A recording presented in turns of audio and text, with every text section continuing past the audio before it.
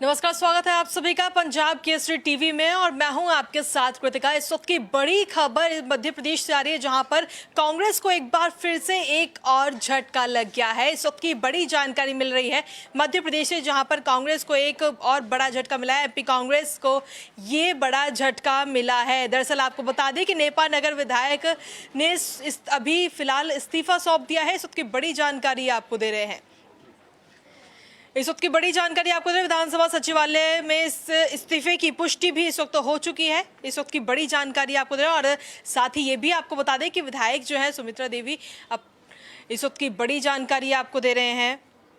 मध्य प्रदेश की राजनीति से जुड़ी इस वक्त की बड़ी जानकारी मिल रही है कि कांग्रेस को एक बार फिर से एक और बड़ा झटका लग गया है। दरअसल आपको बता दें कि नेपा नगर विधायक ने अपना इस्तीफा सौंपा है और विधानसभा सदस्यता से सुमित्रा देवी ने भी इस्तीफा दे दिया है।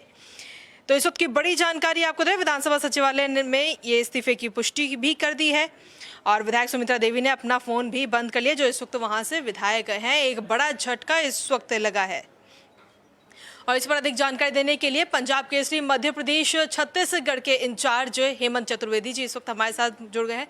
हेमंत जी, जिस तरीके से कांग्रेस को झटके पर झटके लगातार मिल रहे हैं, क्या कहेंगे इसको लेकर? हम फिर क्या, बड़ी खबर है, हर कहीं हड़कंप मच जाना चाहिए था, लेकिन कांग्रेस के अब जो वर्जन निकलकर सामने आ रहे हैं, 2 से 3 वर्जन आए हैं। उसकी जो मीडिया पैनलिस्ट हैं सैयद जफर उनका और एक मुख्यमंत्री कमलनाथ का, ये 2 वर्जन सामने आई हैं। वो अनिश्चित मानकर नहीं चल रही हैं। उनका कहना है कि एक और शख्स हमारे पार्टी छोड़ के चला गया, लेकिन हमें कोई फर्क नहीं पड़ता। लेकिन एक खबर, एक जो पूरा मसला है अपने आप में चौंकाने वाला है। हालांकि हम लगातार इस विषय में बात कर रहे थे कि बीजेपी अभी रुकने वाली नहीं है। 22 विधायकों को तोड़ चुकी है। एक और विधायक को उसने अपने निशाने पर लिया था और जैसे कि हम लगातार अपने दर्शकों तक पहुंचा रहे थे कि जो ऑपरेशन लोटस है वह थमेगा नहीं, वह लगातार चलता रहेगा। यहाँ पे उसको सिर्फ सीटों को, नंबरों को वो सुरक्षित करके नहीं चलना, यहाँ पर उसे कांग्रेस के मनोबल को तोड़ना है, क्योंकि कांग्रेस का जो मनोबल है वो इस समय अपने चरम पर है और लगातार आम जनता को भी काफ़ी हद तक उससे सपोर्ट मिल रहा है। कांग्रेस बीजेपी के निशाने पर कहीं ना कहीं ये मनोबल ही है जो लगातार शायद एक के बाद एक करके जो उसके विधायक टूट रहे हैं।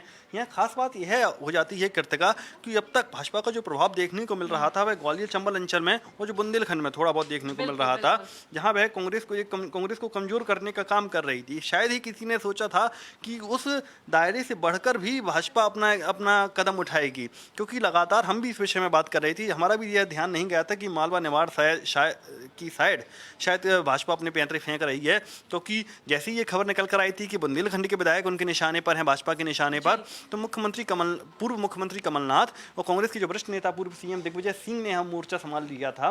बुंदेलखंड क्षेत्र के जो नेता थे उनसे बात की जा रही थी, लगातार उनसे संपर्क साधा जा रहा था। उनसे 1 to 1 मुलाकात करने के बाद ये कहा गया था कि आप पार्टी में रहो, हमारी फिर से जीत होगी, अपनी निष्ठा पार्टी के प्रति आप समर्पित रखिए। और लगातार कोशिश कांग्रेस, हम कह रहे थे कि कांग्रेस ने पूरी अपनी किलेबंदी करके रखी थी कि अब भाजपा कैसे भी करके उसमें सेंध नहीं लगा सके। लेकिन एक अचानक ही तस्वीर सामने आ जाती है कि मालवा निमाड़ को भाजपा टारगेट करती है। एक विधायक, वो क्षेत्र है नेपा नगर के बारे में हम अपने दर्शकों को बता दें कि नेपा नगर विधानसभा वह क्षेत्र है जहाँ पर पिछले 2 दशकों से कांग्रेस का सूखा हुआ करता था। 1998 में आखिरी बार यहाँ भाजपा कांग्रेस का विधायक चुनकर आया था और कांग्रेस के पसीने छूट गए थे यहाँ वापसी के लिए।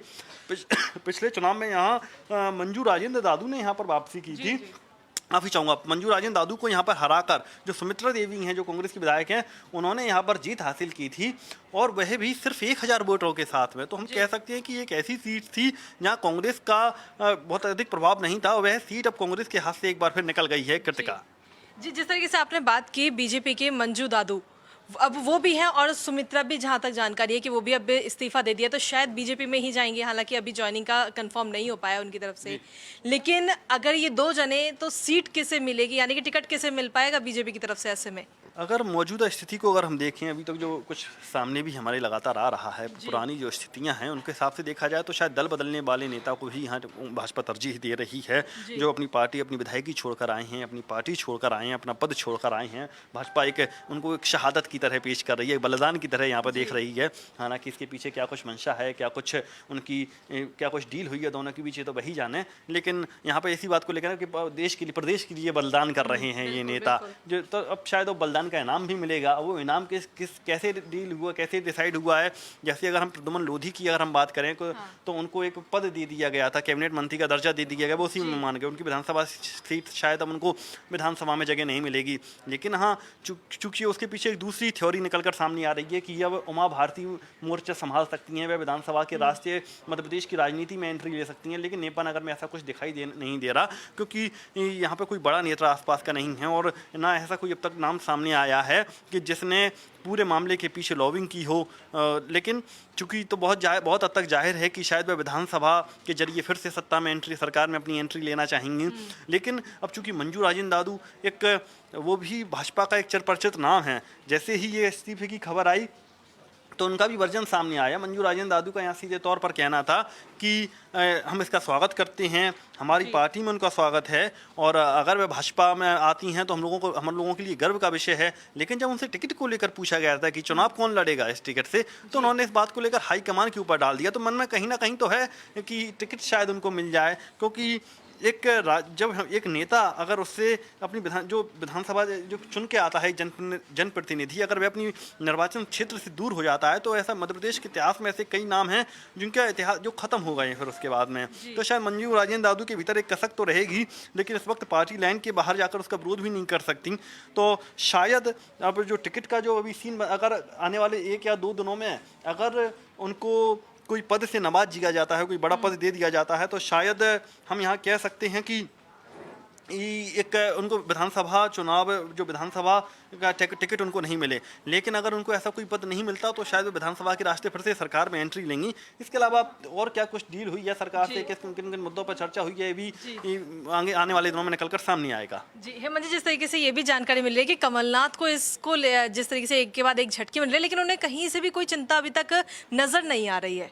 जी यही हमने शुरुआत में इस विषय को छूने की कोशिश की थी कि कांग्रेस मानो अनिश्चित, कांग्रेस इस चीज़ को लेकर वो पहले से ही शायद उसने सोच लिया था कि ऐसा कुछ देखने को मिलेगा और वैसा ही कुछ देखने को मिल रहा है।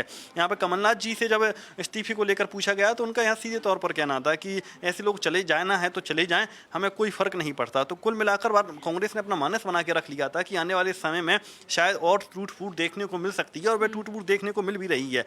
तो कुल मिलाकर लेकिन यहाँ पर विषय यह हो जाता है चर्चा का कि अब कांग्रेस अपनी किलेबंदी कैसे करेगी, क्योंकि बहुत नाजुक दौर चल रहा है इस समय कांग्रेस के लिए। आने वाले समय में उसे चुनाव में जाना, उसके कार्यकर्ताओं को बूस्टअप होना जरूरी है, उनका मोरल का बढ़ना जरूरी है। अगर ऐसे ही करके एक एक विधायक अगर पार्टी को छोड़ता हुआ चला गया तो आने वाले दिनों में होगा क्या पार्टी का, यह बहुत ही एक सोचनीय पहलू हो जाता है। लेकिन अब भाजपा जो जिस स्ट्रेटजी के तहत आगे बढ़ रही है, हम आज अभी कुछ घंटे पहले ही एक तस्वीर सामने आई थी कि कोरोना के कारण यहाँ मध्य प्रदेश विधानसभा के बजट सत्र को स्थगित कर दिया गया। कोरोना का हवाला दिया गया कि सुरक्षा नहीं हो सकती एक दूसरे से, तो ये गतिविधि एक शायद मध्य प्रदेश के किसी भी प्रदेश के लिए सबसे अहम जो सिस्टम है उसका सबसे अहम पार्ट होता है वहाँ का बजट। लेकिन अब अध्यादेश के जरिए बजट लाया जाएगा। लेकिन अगर हम इतनी बड़ी स्ट्रेटजी को, हम इतनी बड़ी एक्टिविटी को तो रोक दें, लेकिन हमारी जो पॉलिटिकल एक्टिविटी है वह लगातार चल रही है, तो इसे देखा जा सकता है। मतलब भाजपा यहाँ थमने की मूड में नजर नहीं आ रही है। अब तो यह लग रहा है कि कहीं उसके मोटिव ये तो नहीं चल रहा कि हमें 30 सीटों पर चुनाव कराने हैं। पहले 24 सीटें थी, 25 हो गई, 26 हो गई, बुंदेलखंड से भी अभी कुछ नाम निकल कर सामने आ रहे हैं। तो अब तो यह लगने लगा है कि शायद अब भाजपा आने वाले और विधानसभा सीटों पर और लोगों पर उसकी निगाहें टिकी हुई हैं। आने वाले दिनों में शायद और बड़े स्तर पर तोड़फोड़ भी कर सकती है। लेकिन अब वो तोड़फोड़ के कहाँ होगी, किसके क्षेत्र में होगी, यह भी कांग्रेस के लिए इसके बारे में पता करना, यह सब जानकारी रखना कांग्रेस के लिए एक चुनौती है। और इस चुनौती को कैसे पार पाती है, देखने वाली बात होगी। बिल्कुल हेमंत जी, जिस तरीके से अभी आपने बोला कि जो चुनाव हो रहे थे वो 24 सीटों पर थे, फिर 25 हो गई और अब इस वक्त जो है कहीं ना कहीं 26 सीटों पर उपचुनाव होंगे मध्य प्रदेश में। ऐसे में एक के बाद एक अगर सीटें बढ़ती रहेंगी, कांग्रेस के जो विधायक है वो एक के बाद एक बीजेपी में शामिल होते जाएंगे, तो कांग्रेस के पास में कुछ बचेगा ही नहीं फिर तो। जी वही तो, शायद कांग्रेस ने अपना मोटिव बना, भाजपा ने अपना मोटिव बना लिया है कि चुनाव से पहले ही कांग्रेस को जितना कमज़ोर कर सके वो करो। क्योंकि अभी का जो माहौल है वह काफ़ी हद तक हम देख सकते हैं कि कांग्रेस को एक सहानुभूति की लहर यहाँ मिलती दिखाई नज़र आ रही है।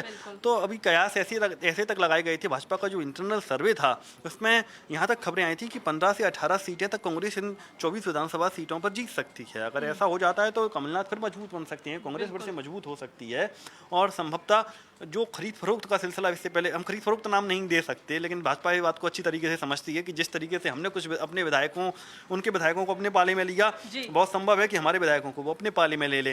तो शायद भाजपा इस आशंका में, इस डर से भाजपा ने अब कांग्रेस को और कमज़ोर करने का काम शुरू कर दिया है कि अगर 30 सीटों में अगर 15 का रेशियो आता है तो बहुत ज़्यादा असर नहीं पड़ेगा, और संभवतः सत्ता का जो तालमेल रहेगा वो धीरे धीरे ही सही लेकिन चलता रहेगा। तो कुल मिलाकर यहाँ कांग्रेस को और कमज़ोर करने की कोशिश है, क्योंकि अभी फिलहाल जिस तरीके से समर्थन कांग्रेस को मिलता नजर आ रहा है, वो उससे कांग्रेस का कार्यकर्ता और कांग्रेस के नेता काफ़ी बूस्टअप हो रहे हैं। उनको मोरल इस समय यहाँ भाजपा के निशाने पर, और उसी मोरल को तोड़ने के लिए लगातार हमारे सामने जो तस्वीरें आ रही हैं, एक के बाद करके एक विधायक को टारगेट पर लिया जा रहा है, कांग्रेस को कमज़ोर किया जा रहा है। आने वाले दिनों में बड़ा सवाल है कि शायद अब बुंदेलखंड से जो हमारे पास खबरें मिल रही हैं कि अब वो खबरें भी, जो कयास भी यथार्थ का रूप ले पाएंगे।